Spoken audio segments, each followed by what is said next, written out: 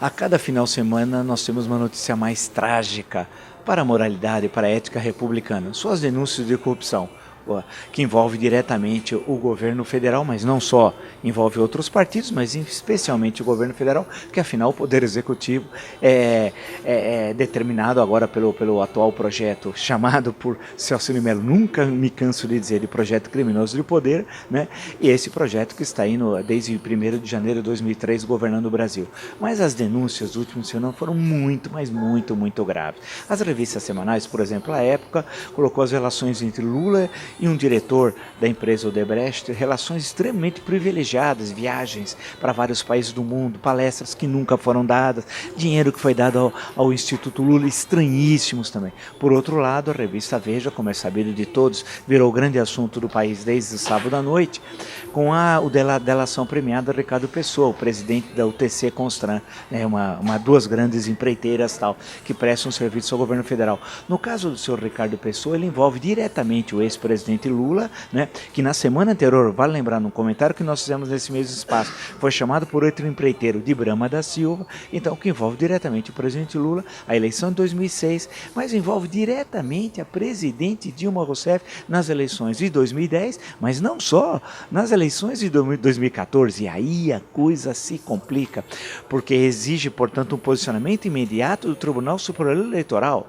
afinal aquela propina favoreceu a candidata eleita nas eleições de 2014. Portanto, está maculado o processo eleitoral. Em outras palavras, teria de ser rejeitadas as contas e anulada a eleição, e não da senhora Dilma Rousseff somente. Ela foi eleita numa chapa, portanto, incluiria Michel Temer.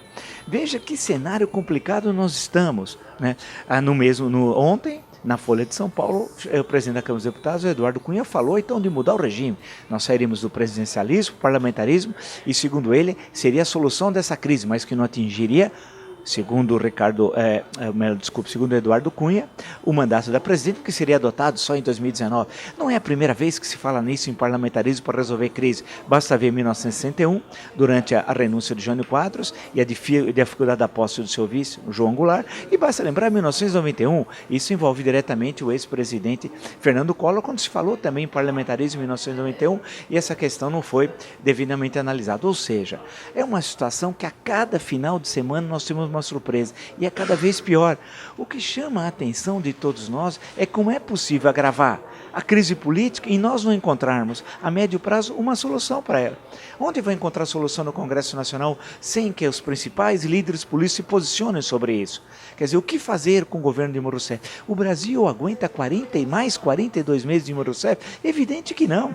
A situação do segundo semestre econômico é péssima. Do ano que vem, fala em recessão de 0,5% a 1%. Em 2016, recessão esse ano, de 1,5% a 2%. O ano passado, crescimento zero. Portanto, é uma situação única na história republicana. Nós não encontramos saída a curto prazo, a não ser efetivamente que pela enésima vez, como em outros momentos da história do Brasil, a solução veio cantada pelas ruas. Ou seja, cabe às ruas, cabe a nós, cidadãos, empurrarmos o Congresso Nacional para encontrar uma solução no interior da Constituição, evidentemente da lei, em relação ao governo com o maior número de acusações de corrupção na história republicana. Não é possível ver a delação premiada de Ricardo Pessoa, com todos aqueles dados apresentados, passar em silêncio. O Brasil está pedindo socorro e só há uma saída: o Congresso Nacional se posicionar e o Tribunal Superior Eleitoral sobre as graves acusações apresentadas e comprovadas por Ricardo Pessoa em relação ao projeto criminoso de poder. Eu volto a dizer, expressão que não é minha, mas é de Celso de Mello, e que criou outra que resume toda essa nossa discussão de hoje: marginais do poder.